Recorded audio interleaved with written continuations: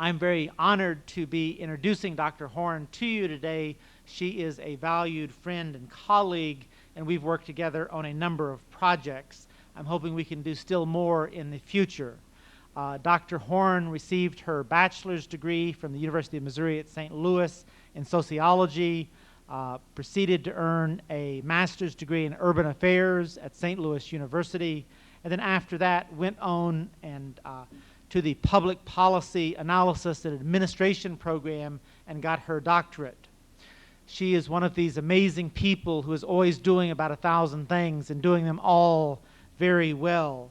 One of her current projects is doing some research in the Department of Psychiatry at Washington University that will lead to the master's degree in psychiatric epidemiology.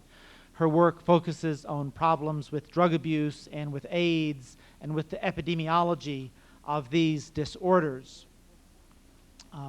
Malaika is also chair of the African American Task Force on Mental Health in Missouri and will be, I think, today speaking to you about some of the issues that have come up on that task force. She has done a great deal for MIMH. Many of you are conversant with the program that we put together for the Science Center and the traveling exhibit that we developed, and Dr. Horne was our substance abuse expert for that series. And I heard an anecdote that recently when Tipper Gore gave a briefing in the U.S. Congress to congressional staff, she used the MIMH exhibit as the centerpiece for this effort, and Tipper Gore and Alan Leshner and Bernie Aarons and some very prominent people got to review Malaika's presentation and listen to her lecture on substance abuse. So it's quite an honor to teach the second lady of the United States about the problems of substance abuse. Malaika has a very busy schedule. She's going off in a couple of months to visit West Africa and to do some consulting there. We realize how busy she is, and we're especially pleased she made time in her schedule to be one of our visiting speakers today. So please join me in welcoming Malaika Horne.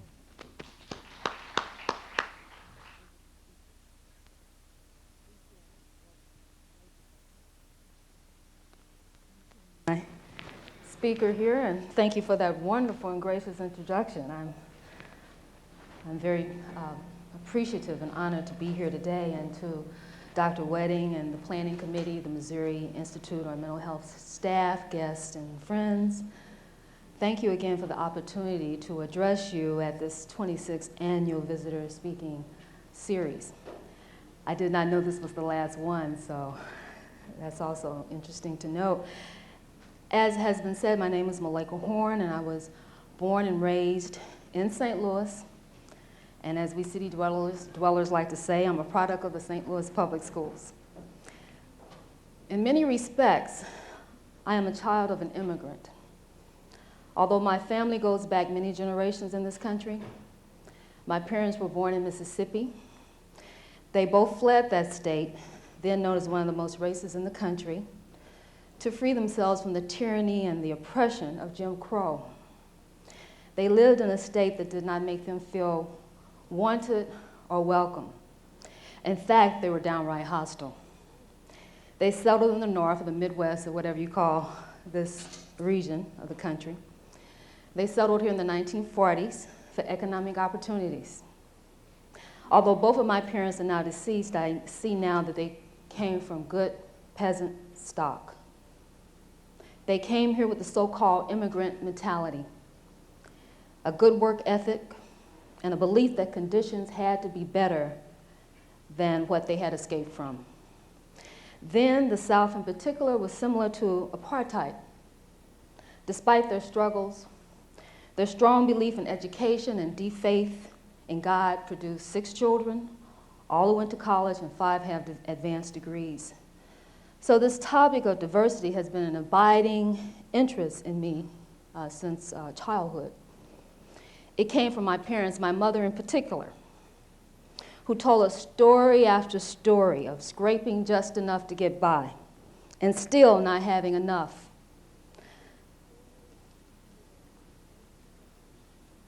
She also told us stories of the rapid racism of the South that is still bone-chilling for me to recall. After a story, she, like Alex Haley, she was a master griot, or storyteller. And she would say, each time she would tell us these stories, so you got to get your education. That is the only way you'll do better in this country. And to an extent, she was right. So not only do I have a deep and abiding interest in this topic, I teach courses at the college level on cultural diversity. I conduct workshops and lectures.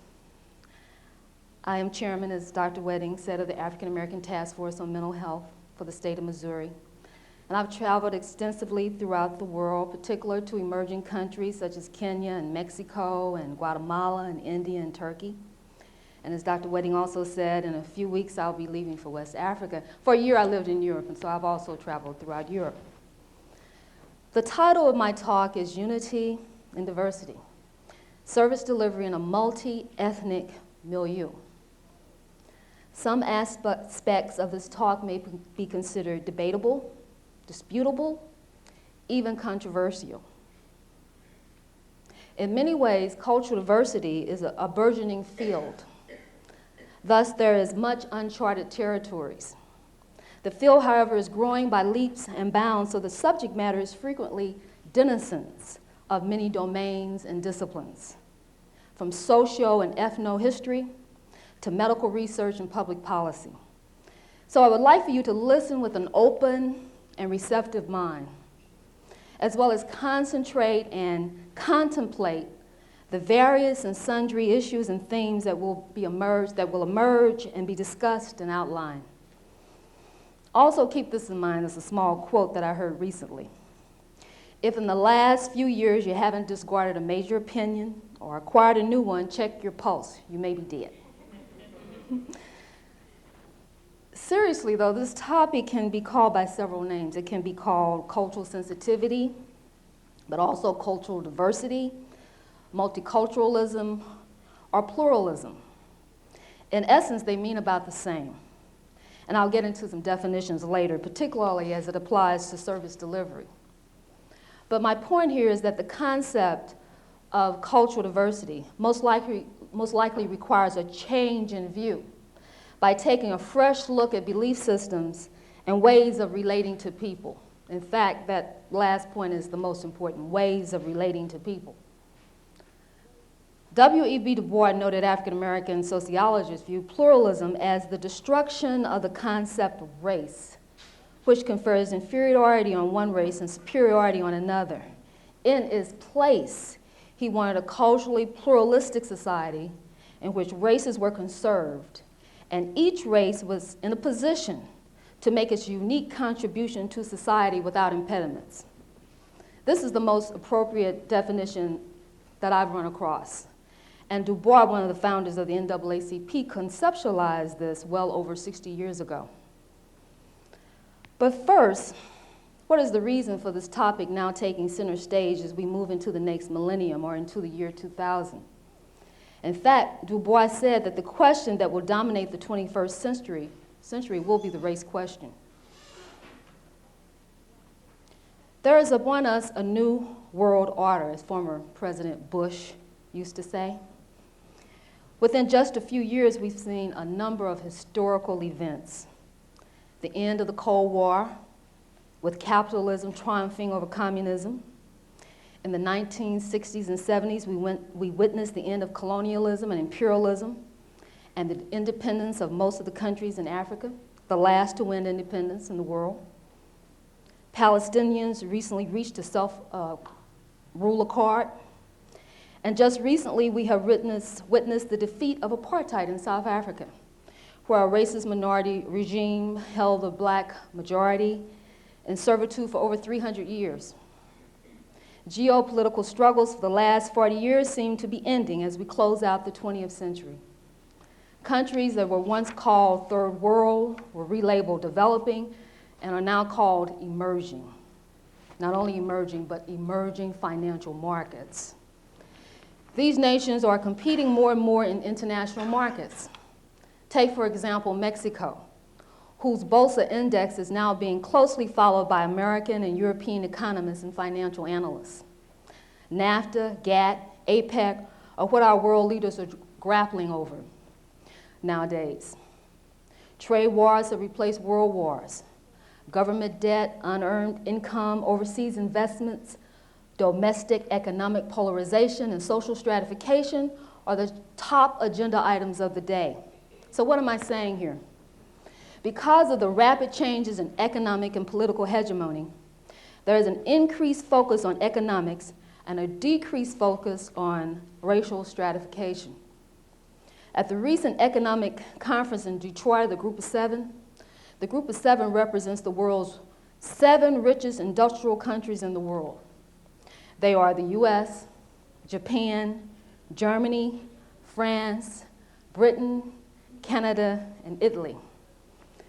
President Clinton said at that Group of Seven meeting, and I quote, "There is no rich country on earth that can expand its own job base and its income unless there is global economic growth." So in essence, the world today is becoming increasingly interdependent. The countries that Western nations once colonized and dominated now are becoming its trading partners. It calls for a new way of looking at the world, a new world order. Before Columbus and other explorers arrived to the Western Hemisphere, Europeans essentially lived in Europe. Africans lived in Africa, Asians lived in Asia, and so on. The world was basically racially and ethnically segregated. But because of the necessity to find new trading routes, Columbus stumbled upon this great land. Now we have the United States having numerous hyphenated ethnic groups: European Americans, African Americans, Hispanic Americans, Asian Americans, Native Americans. Now that we have this great rich country teeming with people from various backgrounds, cultures, and religious persuasions, how are we going to include everybody, get along, as well as take advantage of the talent and the rich cultural heritage that each group brings to this land? Clarence Page, the Pulitzer Prize-winning syndicated journalist, spoke on diversity in St. Louis last week, and I had the pleasure of going to hear him speak. And he said that the time has come for an American workplace that is truly multiracial, multi-ethnic, and multi-gender. So the world today is going through some fundamental changes, and there's a lot of work to be done. For example, we're going to have to be more inclusive of many more people and cultures, not only internationally, but nationally, which includes in the state of Missouri. Because of exploration in the beginning for trade, circa 1400, people of various cultural backgrounds began to interact more closely. Then there was an inherent power relationship where skin color predicated privilege. More than 500 years later, we've come almost full circle, but not quite. We're now discussing trade partners rather than trade routes and territories to control and settle. What I mean is we have progressed to the point of challenging these power relationships of patriarchy and race bias. Moreover, a critical mass of the U.S. public is beginning to realize that these relationships are not only obsolete, but counterproductive. In the book, Guess Who's Coming to Work by Harold Hodgkinson, he asserted that if we could at this very moment shrink the world's population of 5.2 billion to a village of precisely 1,000, with all existing human ratios remaining the same, we would have 820 non-whites and 180 whites. 50% of the entire world's wealth would be in the hands of only 60 people. 700 would be unable to read, 500 would suffer from malnutrition, and 600 would live in substandard housing. So the power and wealth continue to be in the hands of a small elite. Non-whites are desirous of inclusion as a matter of survival, but also whites of goodwill understand that rich nations, as President Clinton said, cannot remain rich without global economic growth. Hodgkinson dwells on the issue of the redistribution of power and authority because he says eliminating racism and creating a valuing of diversity calls for changing the process of how people relate to one another. Let me repeat that. He says that the reason he dwells and other people dwell on the redistribution of power and authority because eliminating racism and creating a valuing of diversity calls for changing the process of how people relate to one another. Although there continues to be the status quo, that is a national upper class based on corporate wealth that seeks to maintain ideological dominance and controls public debate, there is a slow but gradual change of the faces of power. The opportunity to speak here, I feel, is a small case in point. Even in the recent past, this may not have been possible for someone of my hue and gender to speak forthrightly about an issue that is viewed as very critical to many people, but particularly to African Americans.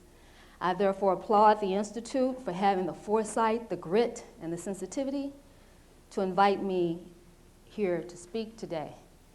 And this, in and of itself, is a signal of progress. But getting back to cultural diversity, simply put, as Clarence Page said, and I think it's very important to deal with the simplicity of this, cultural diversity in the workplace means a more welcoming, friendly, and warm environment. That means everyone feels welcome, they feel included, they feel they're being judged by merit and work performance rather than by color or gender. Arthur Fletcher, chairman of the U.S. Commission on Civil Rights, speaks to college students all over the country on this topic. Perhaps he's trying to soften their attitudes before they join the ranks of professionals that for years have systematically relegated certain groups to certain positions in the workplace. So you have upper management dominated by white males, and you have lower management, clerks, aides, custodians, for example, dominated by people of color and women. Hence, the majority of the population has been excluded from decision-making and policies that determine all kinds of actions which can have immense impact on people's lives. Recruiting women and minorities is one thing, Fletcher tells the students, but keeping them is quite another.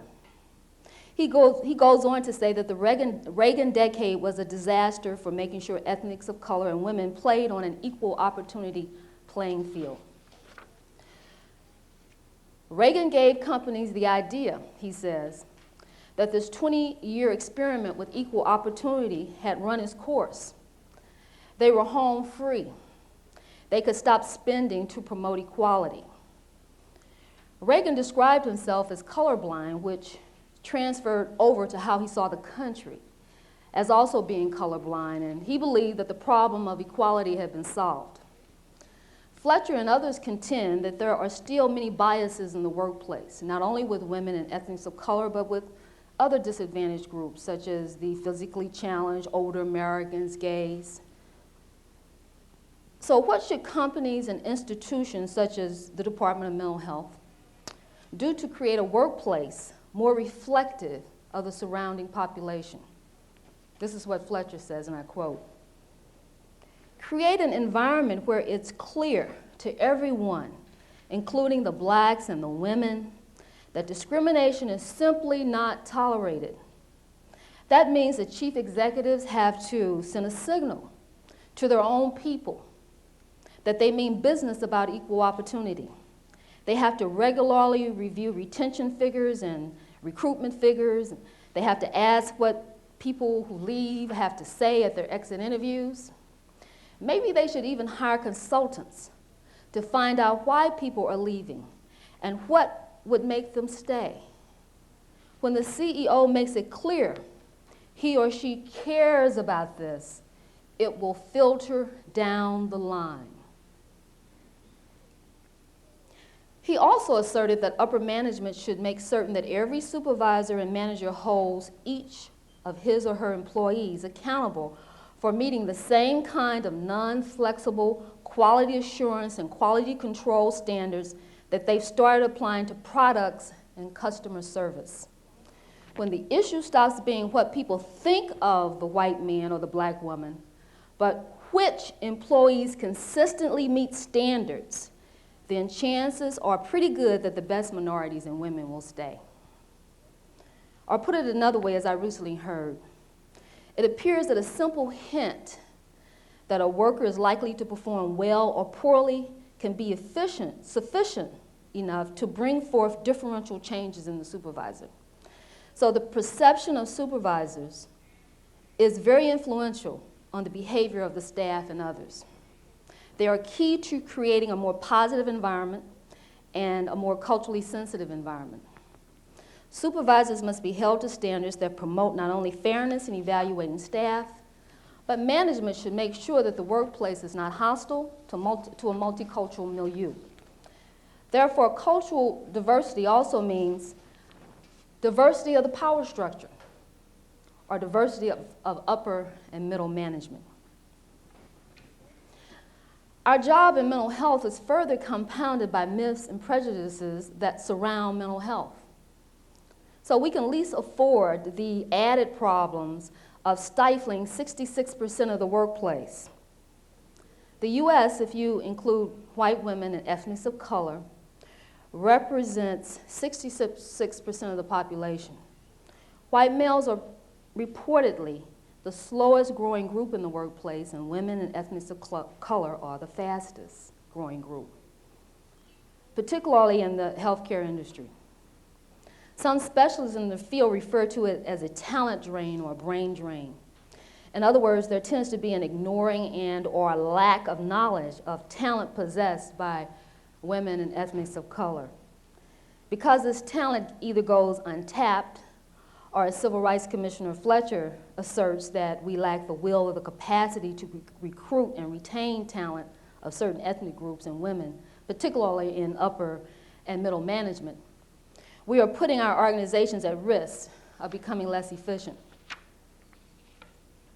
In the field of journalism, the American Society of Newspaper Editors in 1978 developed a goal that by the year 2000, American newsrooms should be racially diverse as the American population. The national workforce is now about 1/4 minority and is expected to be about 30% minority by the turn of the century.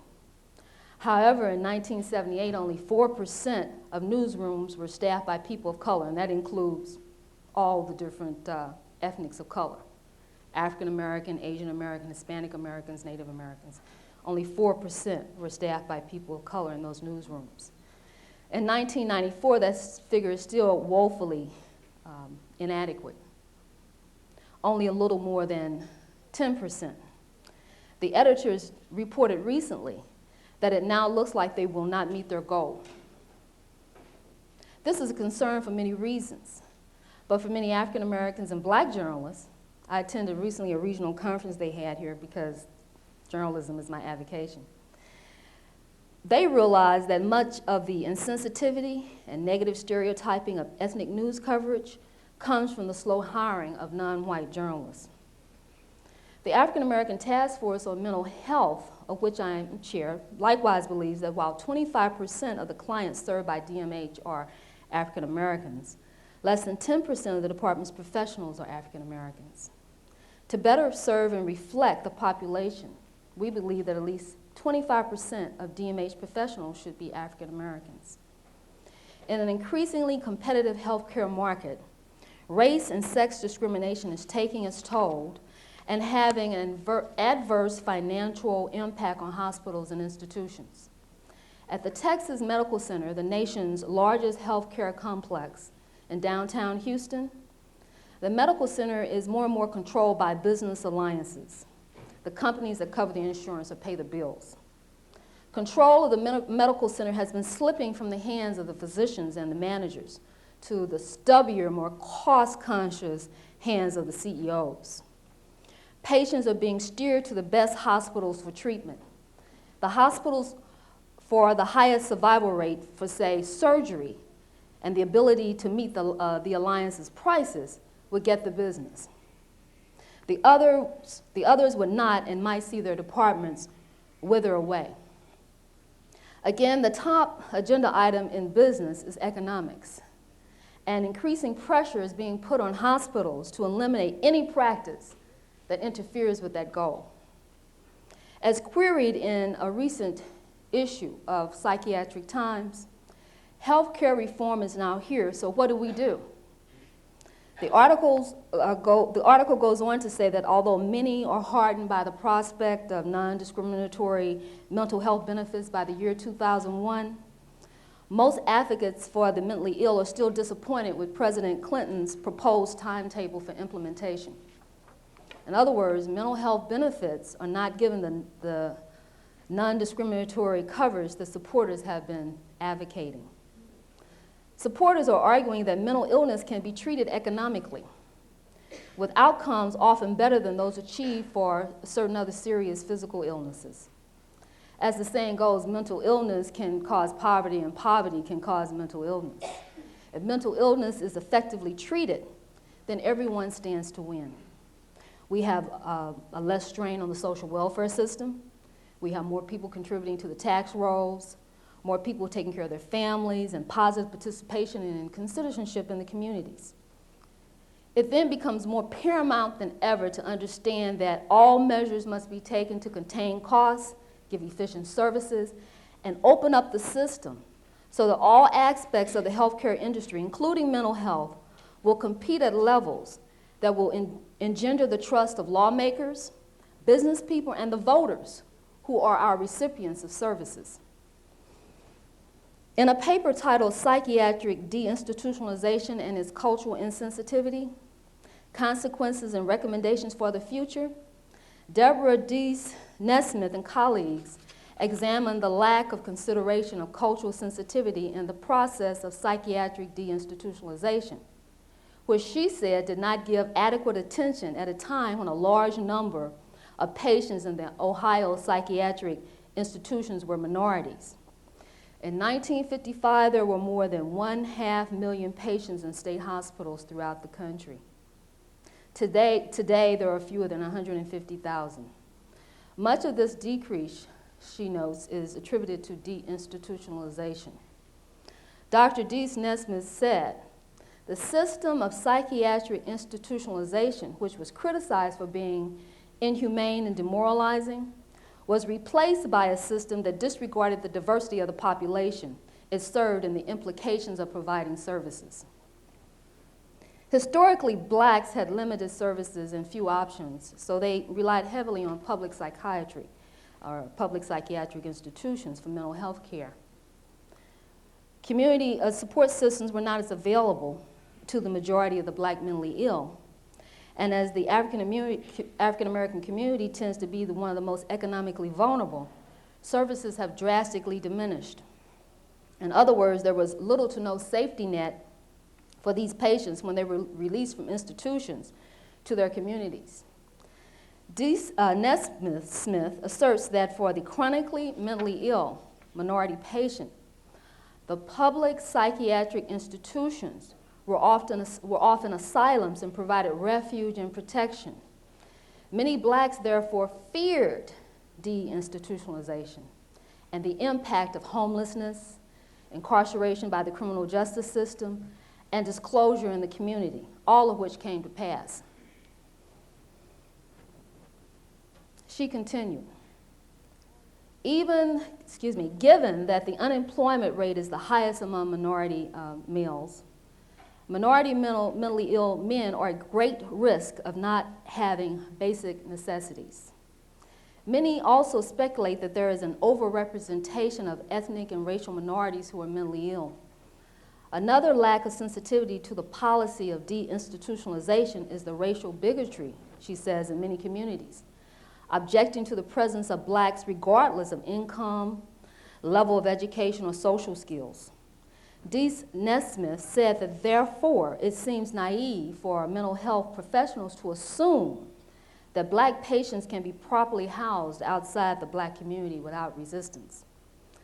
Deese Nesmith also discussed in her paper the decision of the Ohio Department of Mental Health to create a more culturally sensitive mental health system, which they began in January 1986.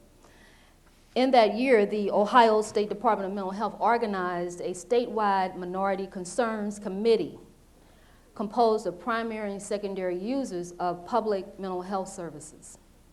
They looked at three broad areas: the underutilization of services in the community mental health system by minority populations, the lack of participation by members of minority populations, especially Black Americans on agency and mental health boards and consumer and family movements, and the minority population's disproportionate utilization of state psychiatric hospitals, particularly African Americans. These are some of their findings.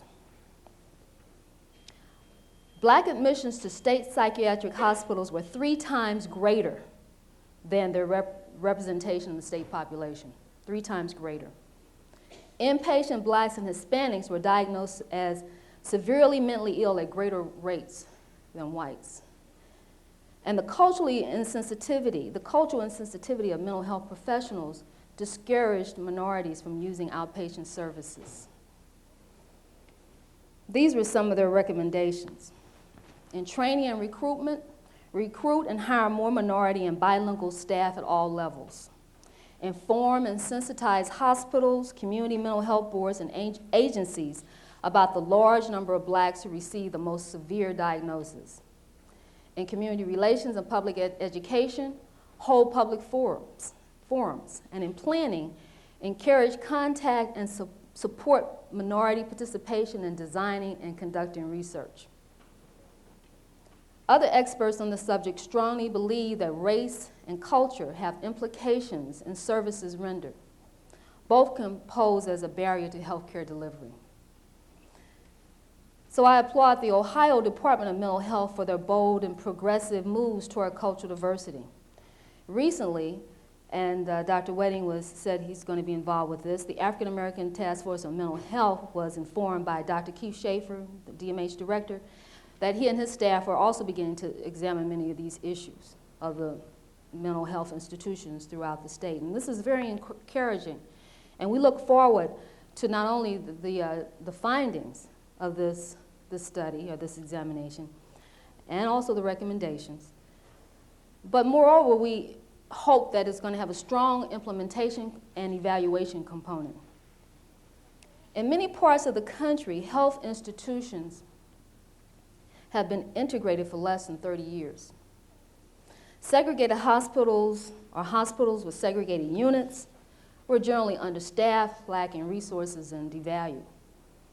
I recall when my grandfather was sick at Bourne's, they were all segregated in a basement unit with little curtains around it. And that was, I think, in the 60s. This history of segregated hospitals and segregated units in predominantly white-run hospitals, this history continues to resonate. Many African Americans and other people of color may still be distrustful of predominantly white-run health institutions. To overcome this legacy, every vestige of bias must be purged from the system. Some studies show that there are 60,000 excess deaths of African Americans yearly and increased morbidity as a result of racism in medicine. So this is a life or death issue. In Illinois, a suit was filed against the State Department of Mental Health, charging that the state kept a Chinese immigrant in a mental hospital for 27 years, mainly because the man could not speak English. The suit charged the mental health department had never treated the patient for any mental disorder and took 25 years before finding a Chinese-speaking therapist.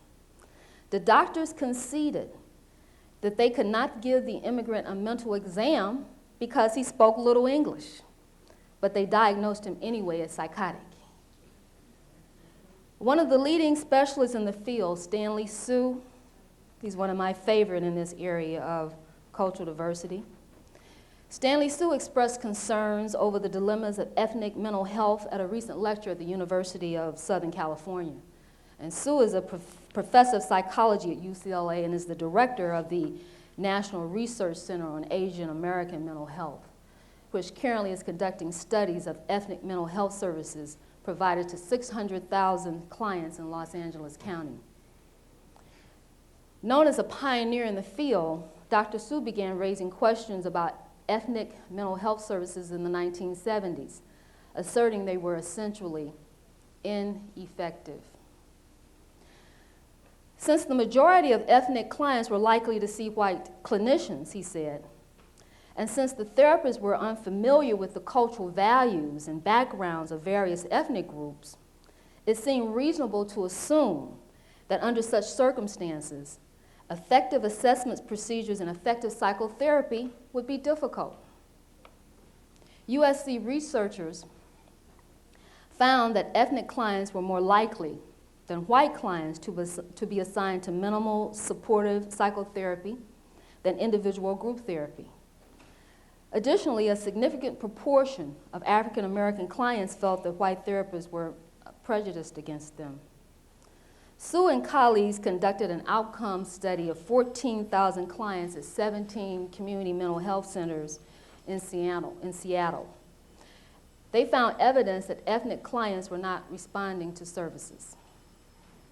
African Americans, American Indians, Asian Americans, and Hispanics tended to prematurely terminate their treatment and to average fewer sessions than white clients.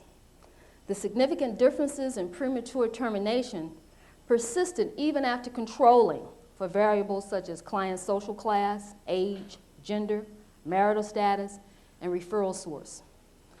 Dr. Sue therefore made some policy recommendations, and this is what he included. Therapists need to be familiar with the cultural background of the individuals they treat. Ethnic minority therapists, since they tend to be more culturally competent, I say tend to be, they're not always.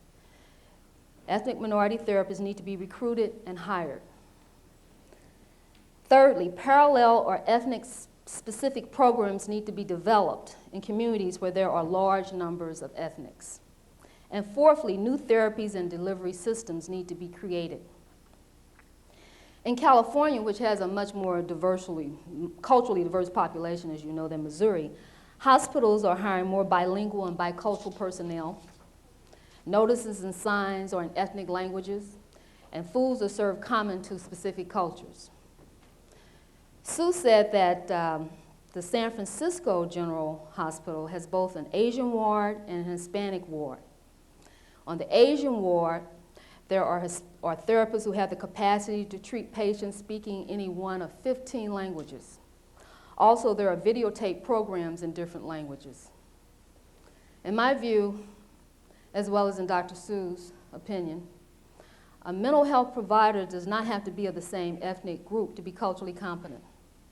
However, it does require personnel to be more knowledgeable, aware, and appreciate differences so as not to be an impediment or a barrier to service delivery. Hence, diversity in the workplace is an idea whose time has come. Cultural sensitivity is a solution to eliminate much of the bias. The world is getting smaller, and I'm sure everybody's heard this. It's becoming a global village. The U.S. is becoming more multi-ethnic. By the year 2000, predictions are that the U.S. workforce will be majority women and ethnics of color. But for moral and emotional well-being, cultural insensitivity hurts us all, wittingly or unwittingly. It has a negative impact on the victim as well as the perpetrator. It is therefore a professional and ethical imperative. Cultural diversity poses us a special challenge as we forge ahead into new frontiers of not only international relations, but the giant melting pot of the Mulligan stew that has been created in this country. And that's the term Clarence Page used. He likes Mulligan stew better than melting pot. Some people like salad bowl, which doesn't seem to make sense because salad bowl is a bowl. So maybe tossed salad might be a better way of describing the cultural diversity in this country. But Page says that a Mulligan stew, of course, is cooked in one pot, but each vegetable maintains its distinct flavor. So cultural diversity also seeks to incorporate cultural factors as having an impact on behavior. It views problems from a realistic perspective. For example, in areas of large Native American populations, you can see high rates of tuberculosis, cirrhosis of the liver, alcohol and tobacco abuse, depression, infant mortality, and childhood development disabilities. Prevalence of psychiatric problems exceed 50% in some Indian nations. Therefore, any sensitive health care plan must consider these mammoth problems. Because they have these problems, they do not act, Native Americans do not act like people of the dominant culture. That does not necessarily mean that their culture is pathological or dysfunctional or inferior. From my perspective, circumstances tend to create these conditions, circumstances that they've had to labor under from the very beginning that explorers came here and began to settle here. There are even cross-cultural communication differences that must be sorted out and explored. The communications, I can't help but add, is to me starting at the ground floor, and that's my favorite way of approaching cultural diversity, is through learning how to communicate with people of different ethnic groups. And again, that's, to me, the basis of improving race relations, learning how to communicate with one another. Rapster Queen Latifah said, "We're living in an age when people need to talk. They don't communicate." Race continues to be a taboo subject, according to an article in Clinical Psychiatry News, November 1992. Staff reporter Cheryl Boschert, I think I'm pronouncing her name correctly, Boschert, she writes, "Racism pervades medicine, but the medical community is uncomfortable even talking about it." This was the conclusion made at a meeting she covered at the California Physicians Alliance. Getting past that uncomfortable feeling is the first step, and then talking about it is step two. We're going to have to get past the unease of even dealing with the subject, particularly in mixed company. We may be dealing with it, but not in a diverse cultural kind of situation. And she also reported that Dr. Terry Hill, and he's a white physician who resides in Georgia, he said there seems to be a taboo about talking about racism with white people. White people are very ruffled easily by this topic. A case in point, Hill said, medical staff are much more at ease with issues of sex bias than race bias, although both can be stultifying. Hill organized a forum on sexism and had standing room only. When he later put together a forum on race bias, only 16 people showed up, and they were mostly people of color. The National Medical Association, which represents black physicians in the U.S., also estimates this concern for racism in medicine because it's a life or death issue. And they report that just with African Americans alone, there are 60,000 to 75,000 people who die prematurely each year because they did not receive the same medical care as white Americans. And there's been a couple of newspaper reports, I know in the New York Times, that came out about a week ago on this very subject. And they had done a study at Veterans Hospital. And the sample of mainly blacks and whites had the same socioeconomic status, but there was still a difference in the care that they received. Being black in America is bad for your health, said Dr. Denise V. Rogers. Racism is not only the cause, is not the only cause. Racism is not the only cause, but it is a significant cause. And until we start talking about it, it results in lives lost. Hill said that white people need to take the initiative in dealing with these issues, not out of guilt, that's not the reason, but because the problems must be overcome if the society is to progress. There are some signs that people are willing to talk about it. In recent years, workshops on unlearning racism have sprung up all over the place. This particular lecture, for example, and right now I'm giving a workshop at Malcolm Bliss on cross-cultural communication. So people are beginning to realize that this is a problem of national scope that's going to have to be seriously addressed. Dr. Arthur Chin, a family physician and director of special programs at Asian Health Services in Oakland, California, also has been emphasizing this very point. Therefore, it is important to not only, as the clients say at NASCO, the Drug Treatment Center where I work, they have this saying that you not only have to talk the talk, you have to walk the walk. So at this point, we kind of like talked about this subject to death. Now we're going to have to start doing something about it.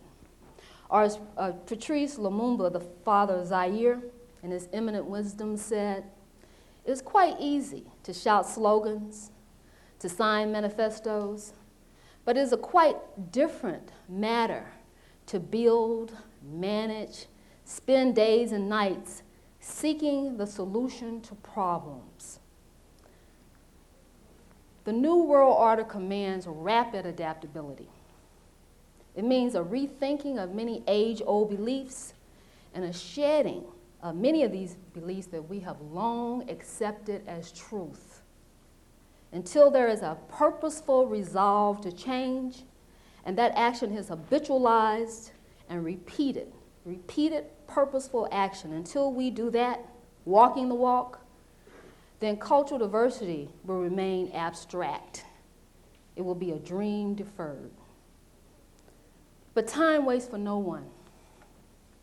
And as I conclude, I'd like to quote Susan Taylor, who's the editor-in-chief of Essence magazine. She said, "In every crisis, there is a message.